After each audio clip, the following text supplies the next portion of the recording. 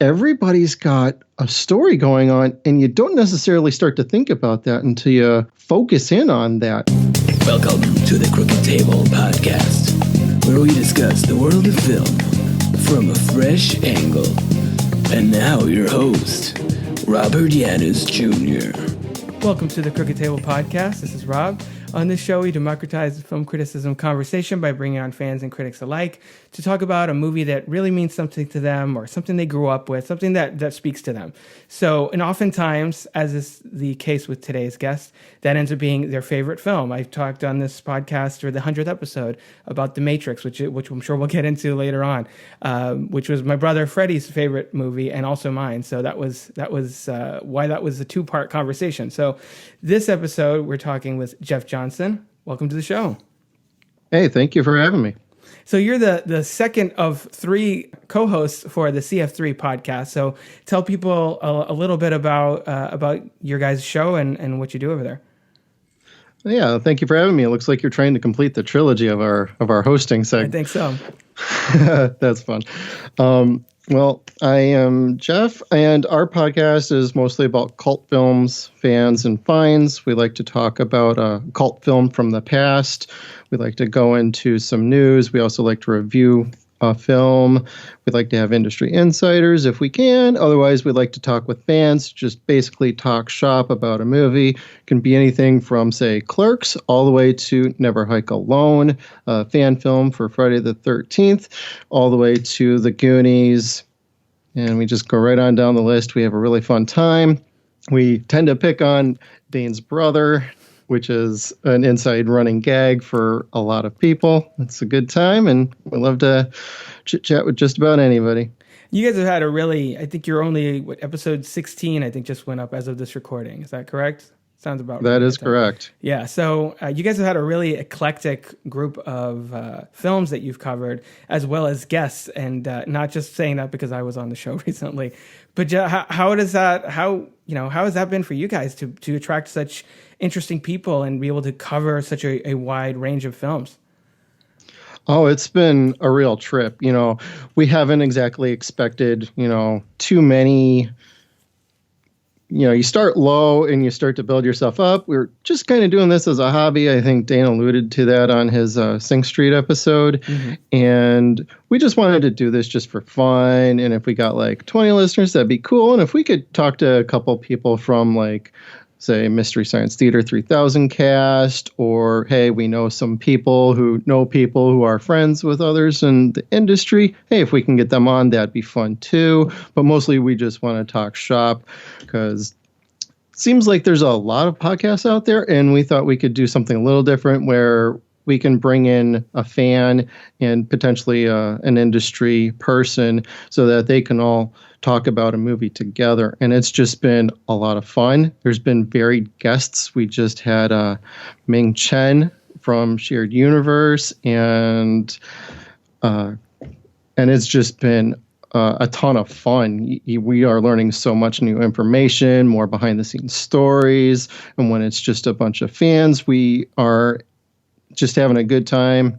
One of our more unique episodes was when we talked to Miss Dubois on our episode regarding her film that she was doing for her student film, and she got into Gremlins with us, and it was nice to hear someone with that kind of a history as she's now a film student going into then, okay, so how did you see this movie?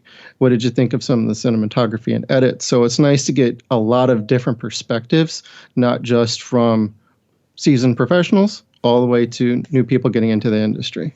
Yeah, no, that's really cool. And to your point about how this is mostly a hobby for you guys, you can, I mean, I think that some of the best creative work comes out of that sort of environment. If you're doing a podcast or making a film or writing a novel and you're doing it on deadline out of desperation, that a lot of times comes across. But the fact that you guys are making this show as a labor of love to the film and just kind of as something, to learn from other people and to share your passion for cinema, I think that comes across in the finished product. So that helps also to distinguish you from a lot of the other podcasts out there. So congrats on that. Hey, thank you. It's interesting too because the film that we're talking about this episode, which people that are downloading this episode see, it's Dark City right in the name of the file, but it is technically could have been covered by CF3. I mean, I would kind of consider this a cult film. Would you agree? Oh, I would absolutely agree because it straddles that fine line of it's very overlooked and very underrated, but there's enough people that know about it that, 20th anniversary editions come out on DVD and Blu-ray, and every once in a while there's an article that pops up online talking about it. There is a dedicated fan base out there, and the more people that know about this, the better. If you just want to watch it once just to say you watched it, that's perfect, because then you can at least see how it influenced other films and how it was influenced by films before it. Yeah, and I'm sure we'll get into that a little bit more later in the episode. But this is your favorite movie. But what are some of your other films that you'd love to talk about on a podcast at some point? Possibly even CF3. Oh, well, I can easily talk about John Carpenter's Thing. I can talk about Halloween, Phantasm, but then I can go straight over to lesser known movies like Stay Tuned with John Ritter. Oh, God, I remember that. Yeah, right. Celtic Pride with Dan Aykroyd and Ghostbusters. We can go right on down the line, but I would probably say the most other lesser known movie out there is probably Screamers with Peter Weller. That was one that came out about 95, 96. I'm probably not remembering correctly, but I remember seeing that in high school in the theaters. And that was a phenomenal science fiction film. And it's got its faults and flaws, but it's also very enjoyable. And I can talk for days about that because I actually wrote, as a fun thing, I wrote a script for a sequel, which will never see the light of day, obviously, because it just never will. But I had such a good time watching that one. I actually wrote my own idea for what a sequel should be to that movie. I wonder if that's something you could ever dust off one day and change a few details. We're like, look, it's an original script. Let's see what we can do with that. To that end, how do you guys decide what films to cover on the show? Do you have to send DM to Dane and Dames and be like, hey guys, Screamers, let's make it happen, or how does that work? We like to talk about. We each bring a set of films to the table. We actually have I'm a bit of a detail freak, so we have spreadsheets, we have templates. We like to get details together, and I create a lot of those, but ultimately we will sometimes talk before or after an episode, or if we get derailed in the middle of an episode and we get off on a tangent on, hey, we could be talking about this movie, we could talk about that movie, and it could be in between. We could be talking to our guests, and they have great ideas too. We love our suggestions from any of our listeners. So we do like to talk about them, and we come to an agreement on which ones we should be focusing on first and who we have guests that could be lined up to correlate with those. And upcoming episodes, we just had Ming Chen, and we went over Clerks with him. So we like to have a bit of a tie-in together, and we all have a bunch of movies on our lists that we want to get to. It's an endless source of films to talk about. Yeah, a lot of material for you guys to get to in episode, 116. So we'll all look forward. We'll all look forward to all that. I know that sounds exhausting.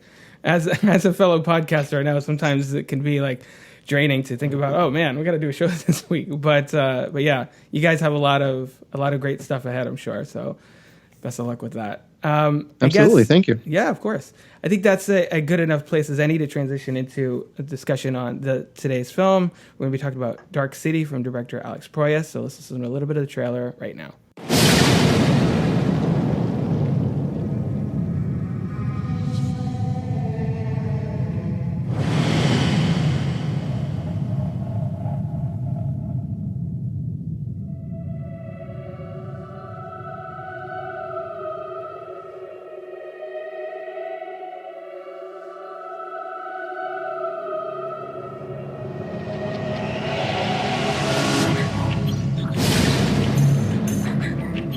That was a little bit of the trailer for Dark City, directed by Alex Proyas, who did The Crow and I, Robot, and also Gods of Egypt, which was, I think, one of the most notorious misfires that year. Did you even see that one? Like, how loyal of a Proyas head are you?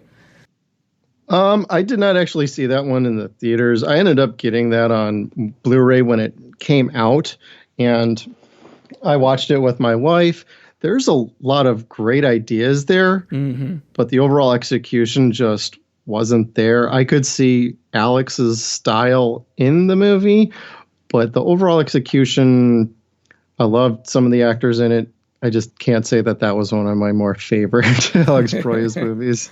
Well, I feel like because of things like The Crow, that he's one of those filmmakers that has a lot of times been, marketed as from the visionary director of The Crow, like one of those guys.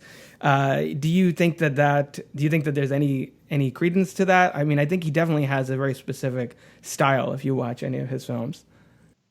I would say there's a little bit of a credence to that. You want to, when you're doing a film and you're doing the marketing, you want to pick out the best highlighted points of their career. And awesomely and unfortunately, it's going to be The Crow and Dark City, so that when he does like a Gods of Egypt or an iRobot, you're assuming you're going to get something amazing and classic and timeless. Like, why would he want to do a movie like Gods of Egypt? Or why would he want to do anything else? Like, can he pick and choose? Unfortunately, that's just not how film goes. And, he gives a great effort every time. Just some of the efforts, you just can't keep going back to the well with that. You could say George Lucas and Star Wars, but when you say Alex Proyas, The Crow and the Dark City, where's the follow-up on that? There's nothing else to differentiate, to add to his now resume. Right. And then it's The Crow and iRobot were actually financial hits at the box office, I believe. And this one, not as much. So this came out February 1998 and made $14 million domestically, $27 worldwide, against reportedly a budget of about $27. So it, I guess, with the theatrical run, kind of broke even, depending marketing costs and things like that. But it was clearly one of the more. It was also one of the more polarizing films as far as with critics and audiences. Famously, we mentioned this actually when I was on CF3, that Roger Ebert loved this film, considered it one of the best of that year, did a commentary track on the DVD. So it's really become a true cult film. So tell me a little bit about when did you first see it and how your love for it started and has grown since then. Well, I remember I went and I saw this when I was in high school. At that time, I was going to just about any movie I could on the weekend. If I had friends to go with me, that was great. If not, I went by myself, and I would some of the time do a double feature with two movies because of, we're kids, there's time. If you had the money to do it, you went and saw two movies. Or if you were some people, you would just go buy for one movie, then slip on over to another screen for the other movie while everybody was crossing through the lobby. I'm sure some people remember doing that back in the day. I don't know what you're talking about, Jeff, and I don't appreciate your judgment. Yeah, well, I think we've all done it once before. But then I felt weird at times, and so I just started paying for that. So I think I made up for it in the long run. But I didn't do that for this movie. I went and specifically saw this because of the trailers I was seeing on TV during any of the other shows I was watching, which I'm a wrestling fan, so I would see these during wrestling, specifically WCW Nitro, because this was a Warner product. So they were playing this during Nitro and Monster Vision at that time. So I was getting a kick out of, ooh, that looks interesting. Oh, it's by the guy from The Crow. And then, oh, Kiefer Sutherland's in it. Sweet. William Hurt, even better. And I don't know that Rufus dude, but this looks pretty cool. And the music to the trailer, which they were interspersing with a lot of the TV spots at the time, is really cool. Starts off slow, starts picking up, little techno, and then it starts hitting with some riffs at the end. And it's just, I had to go see that. I made it my must see because I hadn't even seen much of The Crow yet. I had only seen part of it at a friend's house. So I only was like, oh, that's that guy, but I've never finished watching that movie. Well, I'm still going to go see it anyway. And it was just phenomenal. I walked out of that theater with a new appreciation for film noir, science fiction. It hit all the sweet spots for me, from mystery all the way through all the other genres it was touching. Had you seen a lot of techno noir up to that point? I mean, Blade Runner, things like that. I had tried to watch Blade Runner. I'll go ahead and I'll say it. I hated Blade Runner for the longest time. I couldn't even watch it on television. Tried to watch it on home video. I would fall asleep. I found it obscenely slow and boring. This was also at the time when I thought 2001 was probably the dullest movie ever made. Until I got to this movie and I started to shift my taste a little bit. Gone were the days of, oh, I'm going to go see James Bond, and then I'm going to turn right around and go watch Jason X. I started to feel, oh, well, that's my kind of movie. It was very good story, well written, characters right on down the line. And at that point, I started to shift. It wasn't until after college, and I took some history of film classes, that I started to get a little bit more into filmmaking and appreciating the work that went into it. It wasn't until a few years ago I saw Blade Runner, and I can look back and say, oh, okay, yeah, I clearly changed my tastes somewhere in my early 20s, because I can watch that now and it's a fantastic movie. Yeah, it's definitely, I think, a little bit of an acquired taste, the original Blade Runner, just right. because, as you mentioned, the pacing is very slow. Like, initially, I actually found the film more interesting than entertaining. Like, it's almost more fun to read analysis of the film than actually watching the film.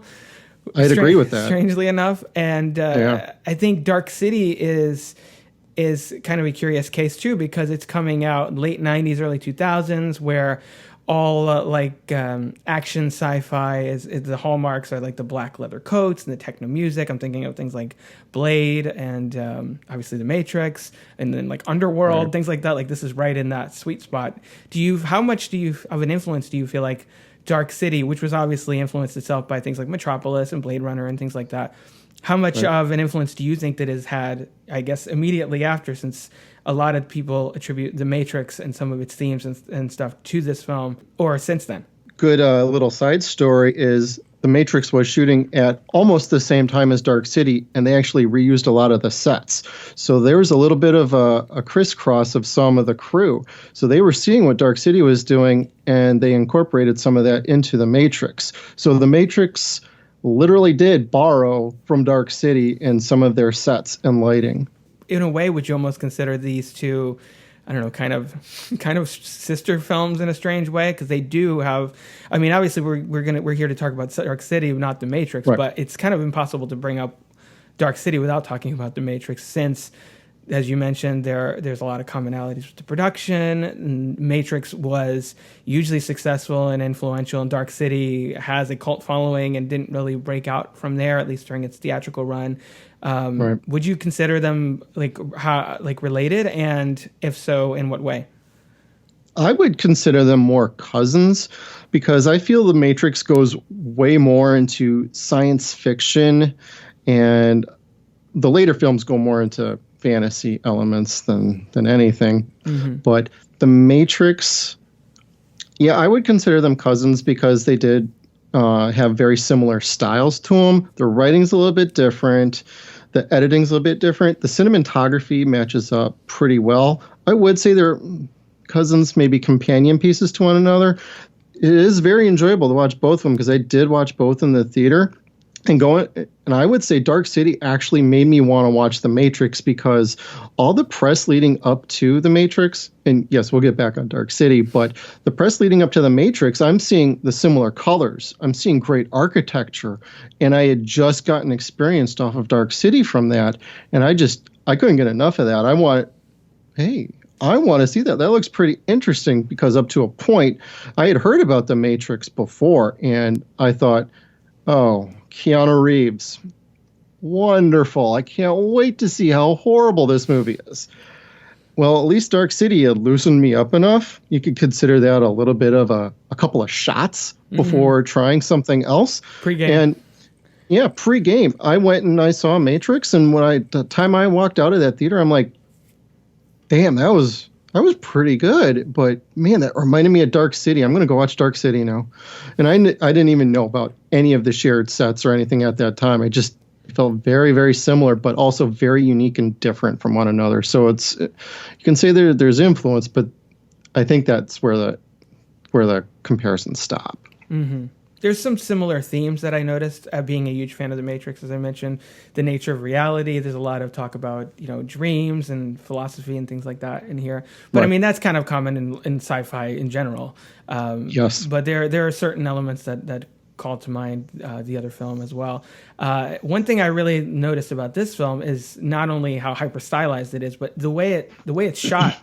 It felt very dreamlike to me. There's drifting cameras, there's shadows, they're messing with their perspective. There's one scene where I think Jennifer Connelly's coming in to see Kiefer Sutherland, and he turns around and we're like from her POV.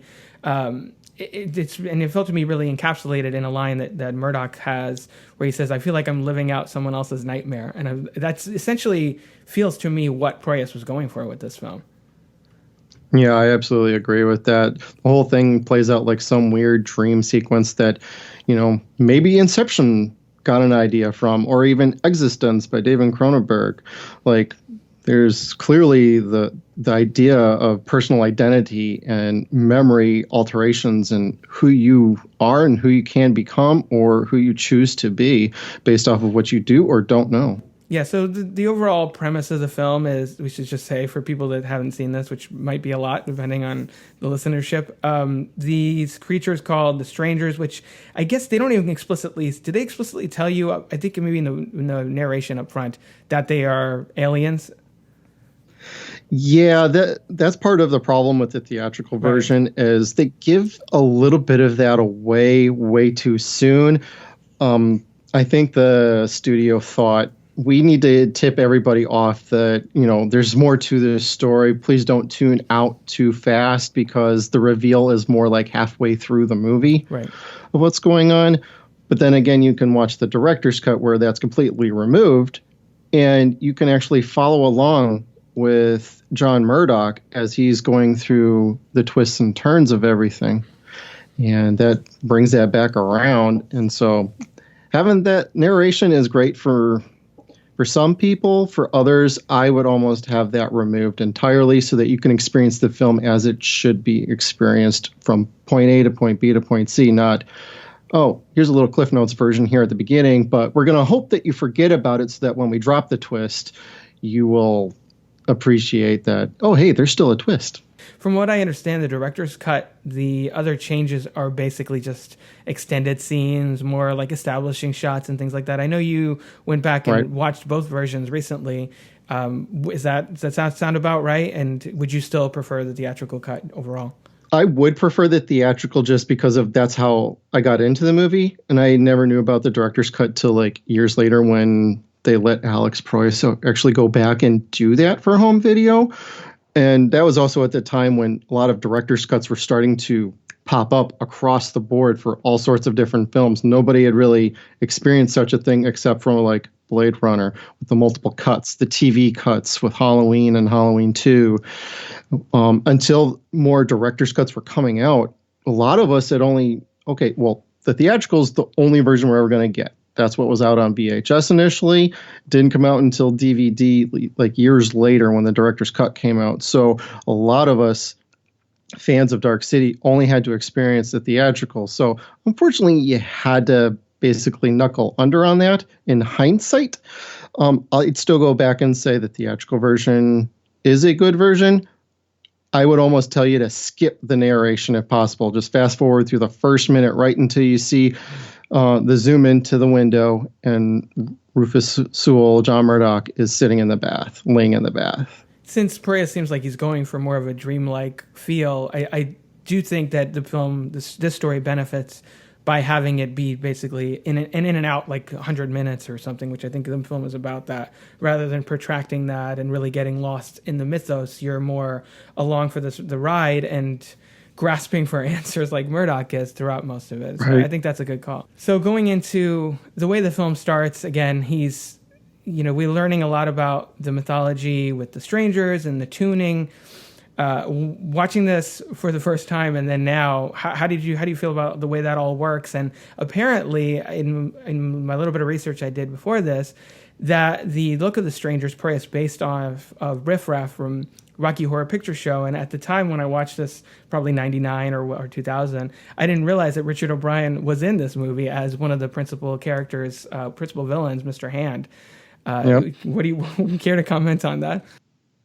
Well, I think that's great that he could find something out of a Rocky Horror Picture Show and be like, that's what I want to design these guys to look like, only to come back around and actually put him in the role. And he absolutely nails the villain. His presence, his charisma just exudes through his portrayal of that. I couldn't see anybody else doing that role. I mean, I really couldn't. Yeah, no, he's so great in this film as the villain, and brings that same sort of off-kilter presence to Mr. Hand that he does to Riff Raff. And there was even other characters in here, other actors in the cast. Bruce Spence plays another one of the Strangers, and I know he's from The Matrix Revolutions and The Road Warrior and Star Wars Episode 3, and he's been in a bunch of things. It's also telling that, you know, you have Jennifer Connelly and William Hurt, who were both eventual Oscar winners, and then Rufus Sewell, who is best known for being the main guy in Dark City, I guess. Yeah. What do you think of his performance here? Do you think he filled out the role particularly well, or were you what are your take on that? Well, I think he did exceptionally well. I knew nothing of him going into this movie. And I'm not sure where A Knight's Tale comes around, but that's the only other movie a lot of other people might recognize that he was in with Heath Ledger. So the rock and roll fantasy, we're dropping references left and right here. But Rufus, just you don't know him, so you don't have this preset notion of how he should be played, how he should be carried, how he should exude his emotions or emote. Because other candidates in the running, if rumors are to be believed, was Tom Cruise was rumored to be presented this script and was reading it at the time, and luckily he passed on that. And there was there was somebody else that was rumored to be cast for John Murdoch, but it didn't pan out. And I don't know, getting Rufus Sewell was just, I thought he was fantastic. All of the actors I thought were outstanding throughout. And Rufus Sewell has to really sell, because his character is essentially a blank slate throughout the whole movie. He has no idea what the hell's going on until, I don't know, middle of the film or end of the second act, like around there, where he starts to piece it together little by little. He's basically just living in a film noir story up to that point, trying to unravel everything. That's really a challenge for an actor to carry a film with a character that basically doesn't really have a whole lot of depth to him, just because he doesn't know who he is. He's literally testing himself testing himself.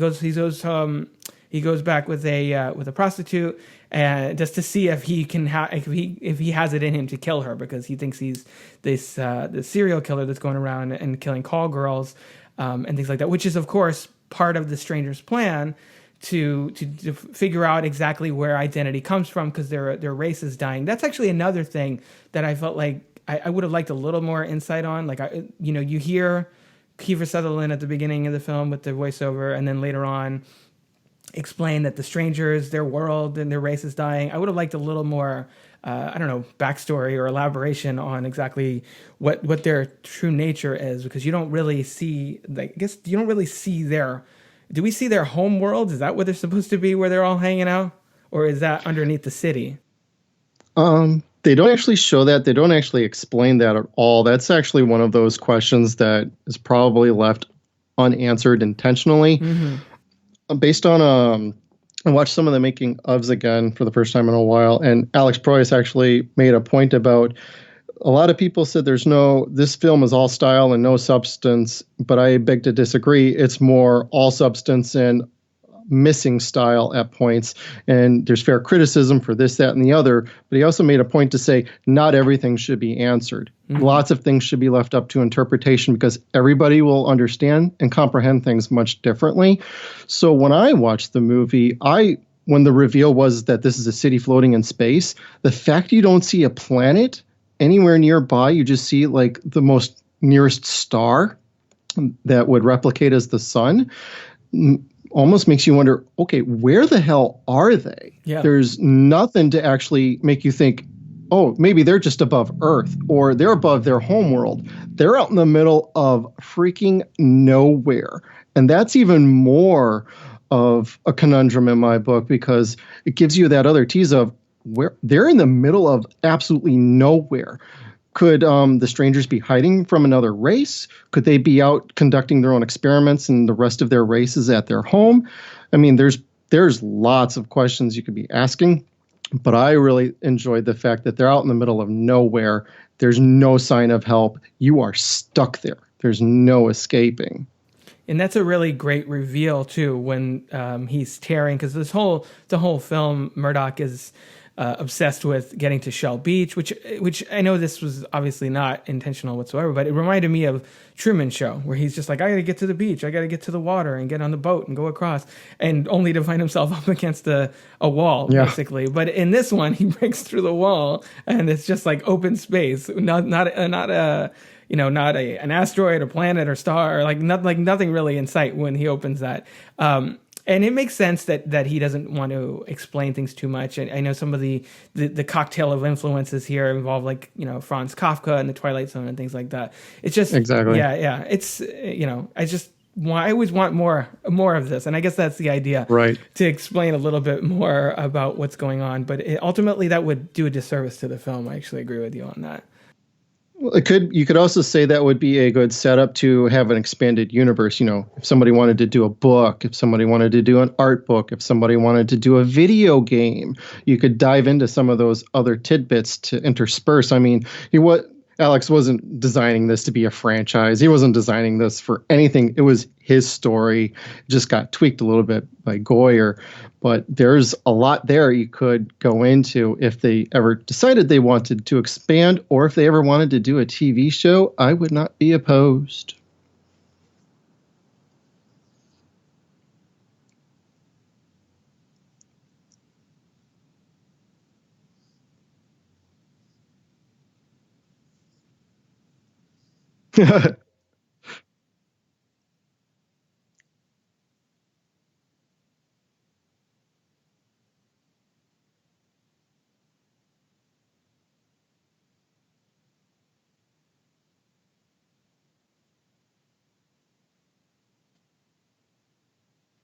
Yep.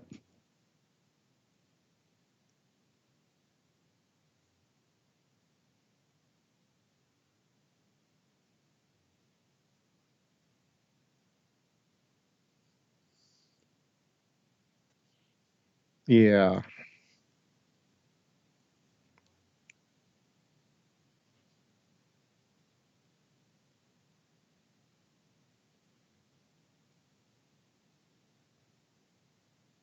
I don't think you can pinpoint one thing entirely, although you can point at a lot of things. It's probably a situation of circumstance.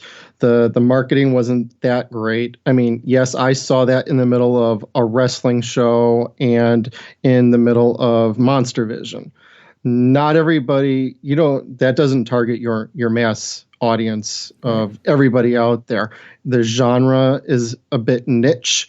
At that time, noir was not really a thing. If you got wind that something was a mystery, unless it was like Law and Order on TV or a police procedural, a lot of people weren't tuning into that. They were tuning into NYPD Blue. They weren't going to tune in to see, oh, this looks like one of them dumb sci-fi movies. So I would point to the marketing a bit on that. The lack of faith from the studio, the fact that they wanted to put in a narration. It tells me that there was more influence going in on that regarding the finished product. Maybe they weren't happy. So, we're only going to give you like a couple million for marketing, and we just want this to die a quiet death. I don't know what else you could really point to other than, the niche, the marketing was bad, but, press tours, there was no press junkets, there was no big premiere, there was not a lot of word of mouth at that time. The internet was still very young, so a lot of people couldn't connect right away about, hey, this was cool, because at that time, internet was basically AOL, Compaq, and whatever rinky-dink dial-up connection you could get so you could download a picture that would take 25 minutes to download a picture. Yes, that was a thing back then. Yeah. So, it's just a product. I would say it's a product of its time. If this movie came out, say, probably 10 years later, like 2006, I think you would be looking at probably a much bigger pull in from the audience, because every genre goes through a cycle. You have the Scream movies that basically made parodies of slasher movies. Well, now you got Jordan Peele coming back with horror. Horror's having a resurgence the last few years, and now Jordan Peele's really driving it forward back into the mainstream. So just like everything goes through a cycle. You could also almost kind of pinpoint maybe even, I don't know, maybe in Inception or some other, like there are a lot of more, for lack of a less cliched term, thinking man sci-fi movies that have come out in the last few years. I'm thinking of things like Arrival or Interstellar and things like that, where sci-fi movies that really challenge you, that maybe not in this vein, maybe not so much with noir, but that really, that aren't just designed for mass consumption. They're not the Marvel movies. They're not like Fast and Furious or whatever. They're like, there's more of a heavy thematic underpinning to the whole thing, rather than just actions. Because this movie, it's doesn't really have like a lot of quote action, like in the way that The Matrix does. Like The Matrix is an action film. This is more of a thriller, sci-fi, noir. It plays with a lot of different genres, but it doesn't really. I mean, there's a chase scene here and there, but it doesn't really delve into too much, even with big effects, other than the tuning effect that we see several times throughout the film. Right. I would agree with that. And I like all sorts of movies, so I completely agree with you that, movies that are complex definitely have their audience.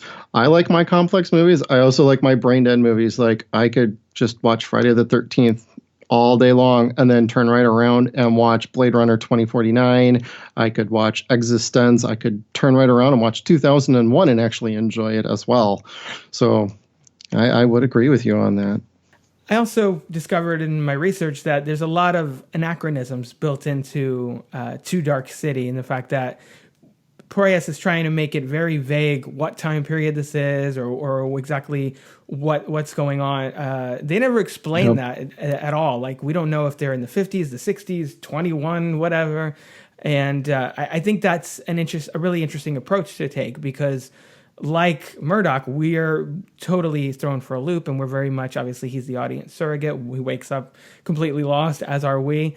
So I like that aesthetic to it. Other than the noir tropes, as I mentioned, everybody has really tremendous hat game going around, which I appreciated as a fedora head. Literally, it's where I put my fedoras. So yeah, I liked a lot of the design in this film. I think was really interesting, as well as which I guess is the underlying question that I even have a quote from Proyas saying that one of the things that we're exploring in this film is what it is that makes us who we are. And when you strip an individual of his identity, is there some spark, some essence there that keeps them from being human, gives them some sort of identity. So that sounds like that's essentially his underlying premise here, is if we take away everybody's memories and we reconfigure everyone, because the implication here is that the strangers every night change things, everybody falls asleep and wakes up in a completely different world, and that's their experiment. Talk a little bit about what it is about that idea that's compelled you to revisit the film over the years.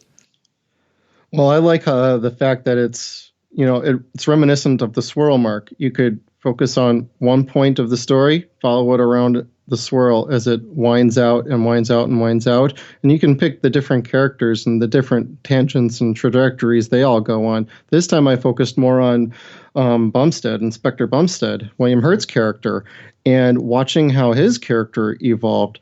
And I had never really paid too much attention to him, even though I thought he was outstanding as well. But I liked to pick out the different characters. You could look at Emma and her particular trajectory. And then you could look at John's, you could look at Dr. Schreiber's with Kiefer Sutherland. And I like that because it's reminiscent of the swirl. It's reminiscent of the rats in the maze. It almost felt like that city, that whole sequence with Dr. Schreiber, with the rats in the maze and the cheese in the center. The cheese is Shell Beach. And everybody else in the city is, if they wake up in the middle of one of these awakening or the implanting of the dreams and the memories, they wake up like that, they turn into that crazy detective that went completely nuts. And then you end up finding out, if you followed his trajectory specifically, you found out that he's actually known everything all along, and he really wasn't as nuts as it was initially implied.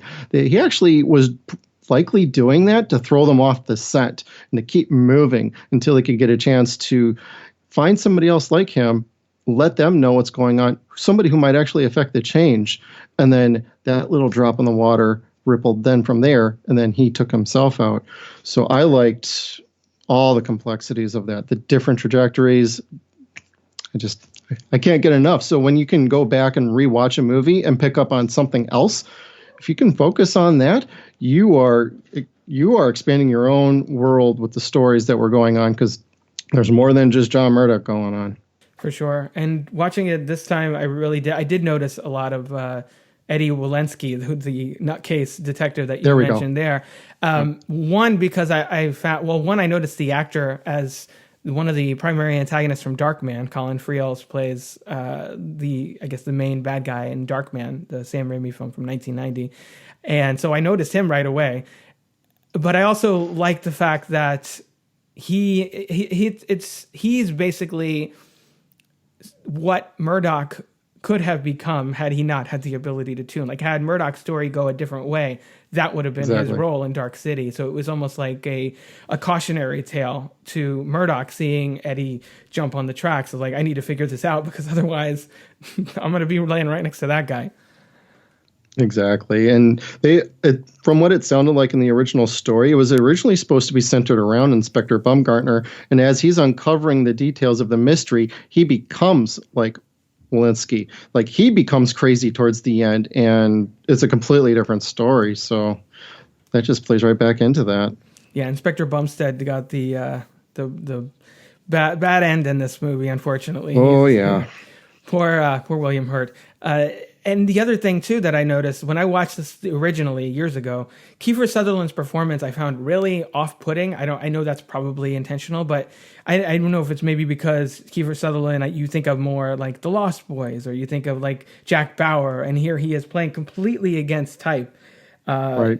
What do you think? How do you think that performance actually works, considering what we know of Kiefer Sutherland? Because I think it does. It takes some getting used to for me. Yeah, my experience with Kiefer Sutherland with The Lost Boys, unpopular opinion, I don't like The Lost Boys. I don't like it that much either, honestly. I think it's fine, but some people are all about that film, and I don't really understand why. Yeah, I don't understand why either. Hey, you can love the movie. That's completely cool. I just don't agree with it being a great movie, but that's just semantics. Same thing with like Flatliners. I thought Kiefer Sutherland was pretty good in that one, considering the cast that was going on. He was a little more eccentric in that, but in this movie, this is where I actually was able to just see him kind of by himself instead of part of like this gigantic ensemble of 5 other people around him at all times. He actually got to play off of people like William Hurt, Rufus Sewell, Emma, Jennifer Connelly, The Strangers, Richard O'Brien.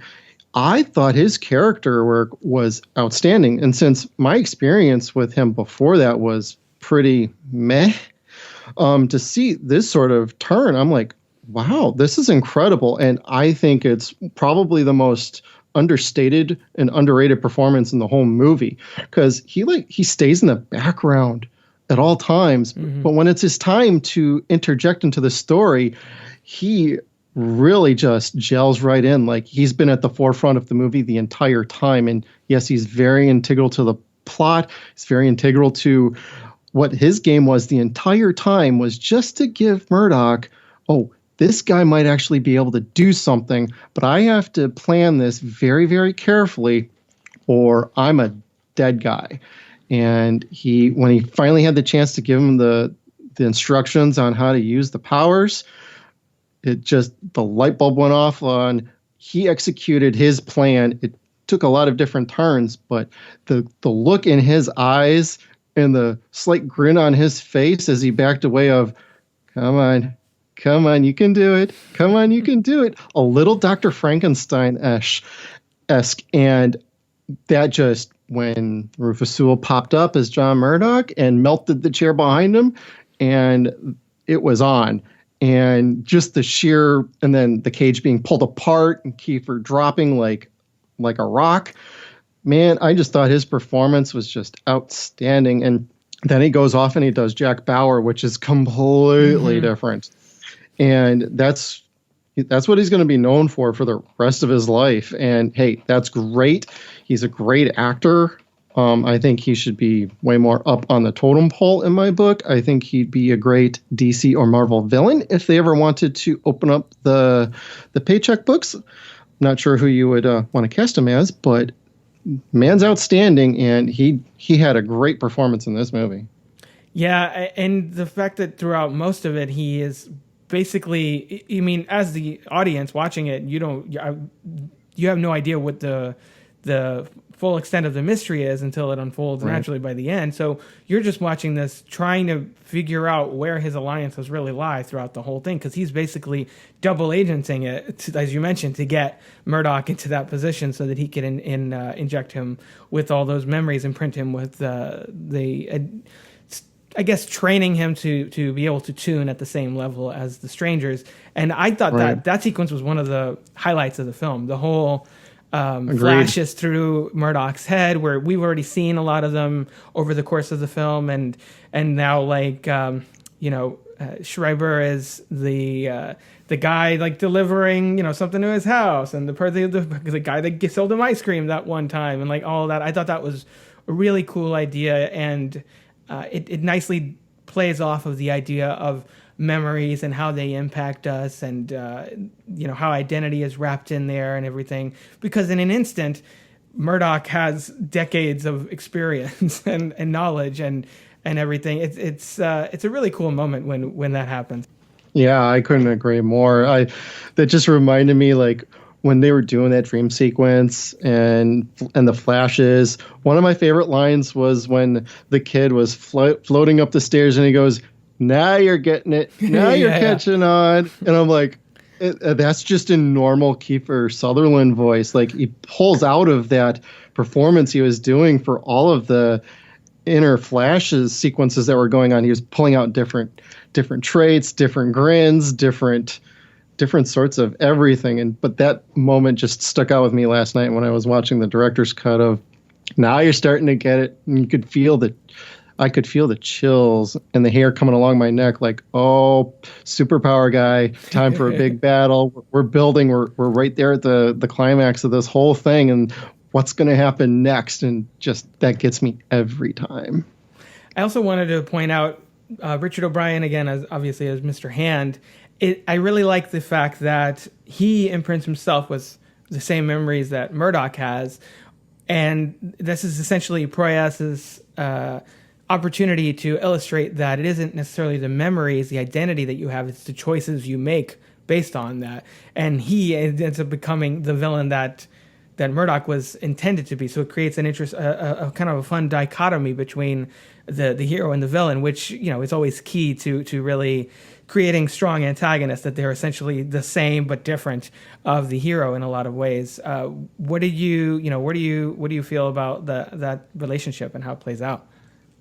Well, that's a really good point on that, is that they're basically the same, they're the different side of the same coin. Right. And the second he becomes imprinted with the memories, there's a little bit of catching up he's having to do, which, the other strangers, when they're seeing this, they're like, why are you wasting your time with this prostitute?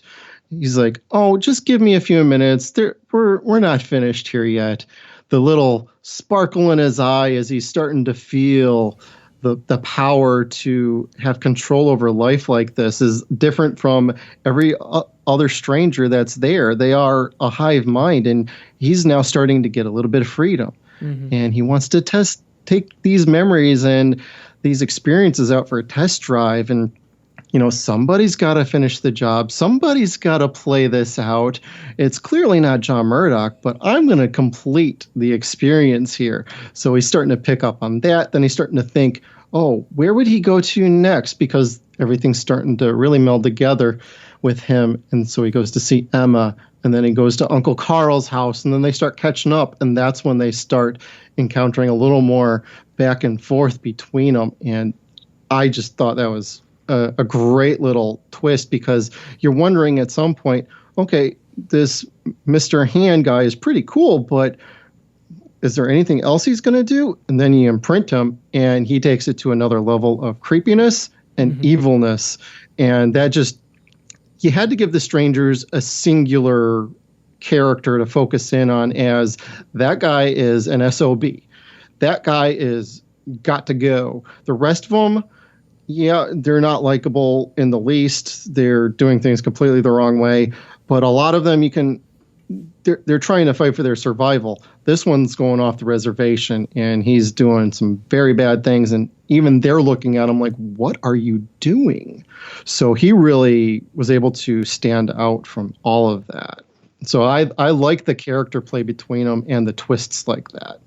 And that's basically, classic screenwriting logic. If you're going to have an evil group or an evil organization, you have to have one figurehead to embody that, whether it's, to go back to that, Agent Smith in The Matrix, or, Ash from Alien, or whatever, different whatever sci-fi big bad, the company or Cyberdyne or whatever it happens to be, you have to have a figurehead to embody that.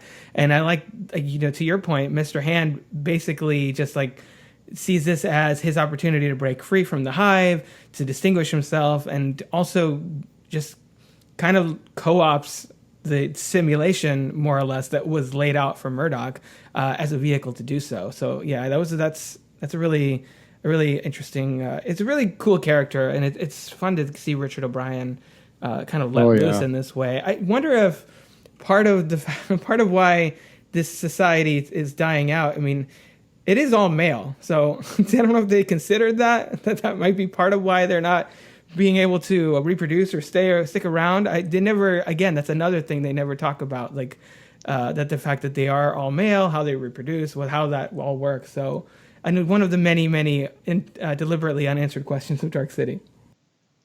Yeah, that's out there. However, it's important to note that at some point they do indicate that all of the aliens are inhabiting dead human male bodies. That's true. So whether they are all male or not inside in their normal energy state, that is the underlying question on, okay, so why exactly are they having this problem?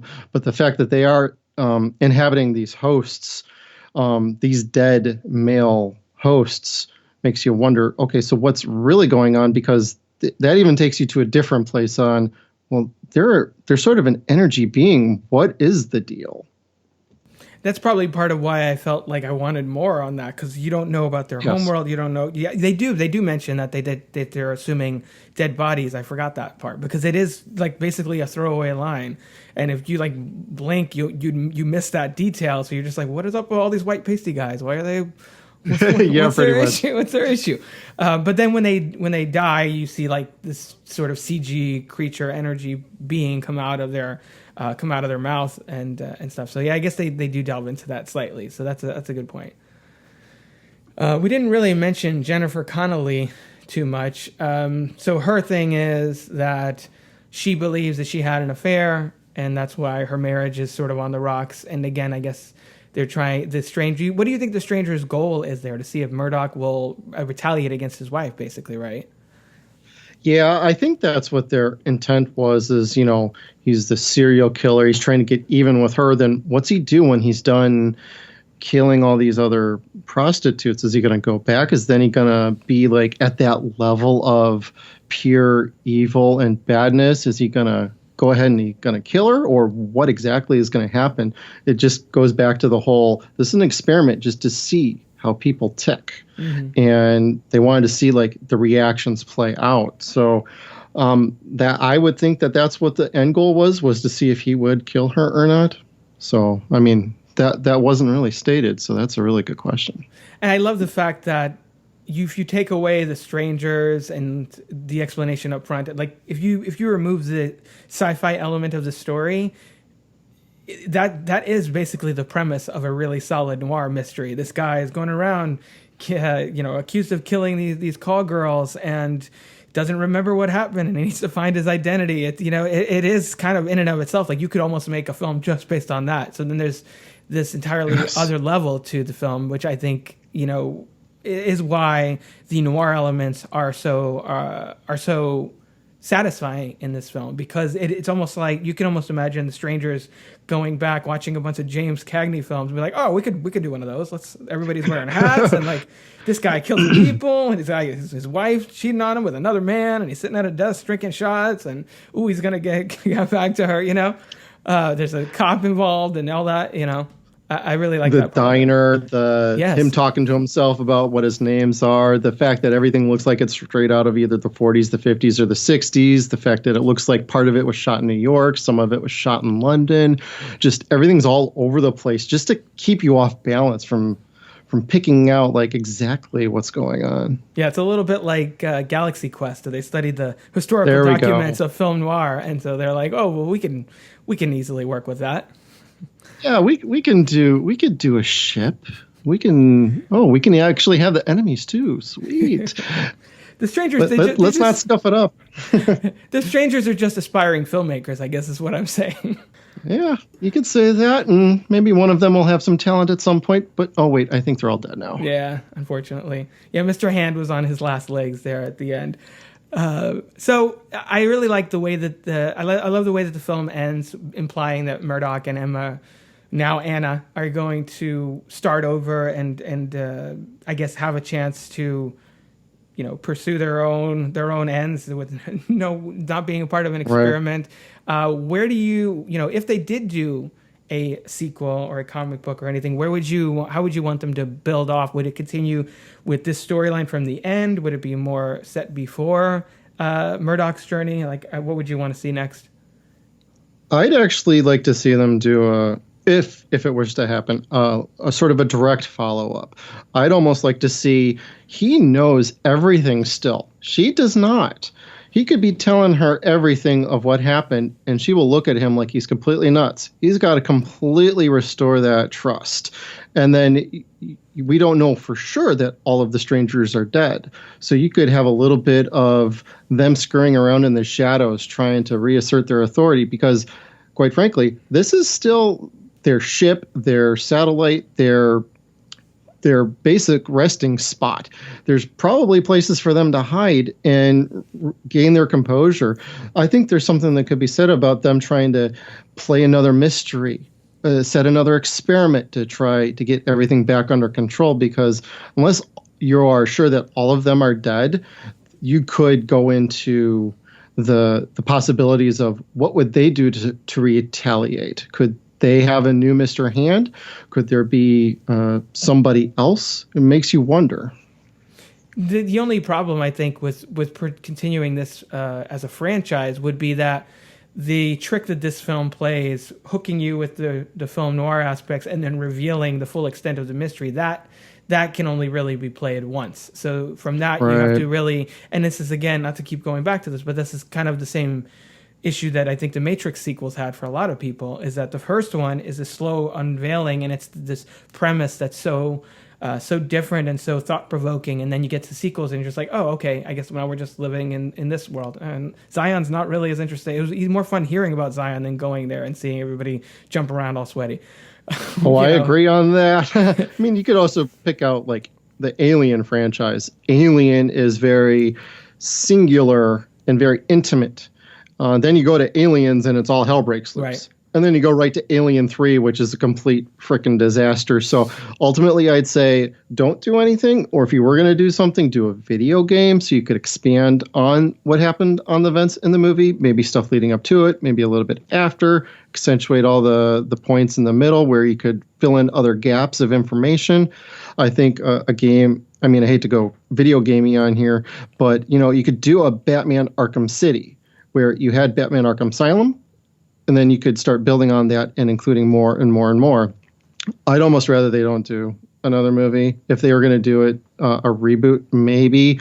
Not a big fan of those, but yeah, I guess there's something that could be mine there, but I'd almost rather they don't and just leave it as is. Yeah, it's such a tricky mashup of genres that they'd have to nail the tone just right, or take it, like you mentioned with Aliens, take it in a kind of a completely different direction and really I'm thinking also about the difference between Pitch Black and the Chronicles of Riddick, and how Pitch Black was kind of a fun little movie. Chronicles of Riddick is completely different, like way blown out, like almost like epic. So I wonder if they'd have to go good, take it to that extent and open up the scope a lot more. Yeah, that's a very good point. I am a big fan of Pitch Black, and Chronicles just went way too epic and overblown. Yeah, that's the risk they would run with more Dark City. So, right. Before we start winding down, is there anything about the film, theme, story, performances, anything that we haven't that you wanted to make sure we talk about?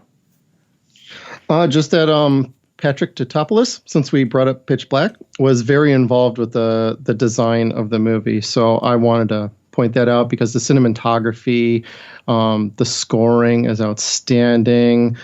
I just want to give a special credit to those guys and the whole effort on the movie about how beautiful and how awesome it sounded. Yeah, I actually wanted to get in the mindset and making my notes and stuff for this episode. I wanted to listen to the score on Spotify, but it's not there. So I was really bummed about that. The composer Trevor Jones, who did this one. But yes. Yeah, I agree. The music's really stellar. So hopefully people that are listening to this that haven't seen Dark City will give it a chance, and people that have seen it will go out and buy it on digital or Blu-ray or 4K or whatever it's out on now, and maybe we can get the studio and Proyas to do something with it. I think there is possibility there. So I'd like to see that explored a little bit more. So, Jeff, can you tell everyone where they can find you on social media? Yeah, you can find me at our podcast at CF3Pod. We are on Twitter. We are on Instagram. We are also on Facebook. If you want to get in touch with me specifically, I am at Suns and Shadows. That's SUNSANDSHADOWS. And that is just my specific Twitter where I do my own little fun side stuff on the side. I like to talk about video games, movies, and have chit chats while The Last Drive-In is on. So if you are around when Last Drive-In comes back for its second season, I will be the online presence for CF3 and we will chat. Nice. Excellent. Jeff, thank you so much for coming on the show and talking about Dark City. I always love when we get to cover films that, like as I did with Dane, talking about Sing Street, films that are really interesting, have a very specific vision, and somehow escaped getting a mainstream audience. So thanks for coming on the show and bringing Dark City to us. Well, thank you for having me. I'm very honored to be here. You have a great podcast, so keep up the excellent work. Thanks so much. Same to you guys at CF3. Definitely go and subscribe to that show right now. So, Jeff, again, thanks so much, and have a good one. Thank you. You too. All right. Bye-bye. If you're interested in joining me on the show to chat about one of your favorite films, head on over to crookedtable.com/guest. Or you can consider supporting the show at patreon.com/crookedtable. Of course, you can always find more podcasts, reviews, videos, and other movie-related goodies over at crookedtable.com. Until next time, this has been the Crooked Table Podcast, and I've been Rob. This has been a production of crookedtable.com. All rights reserved. CROOKED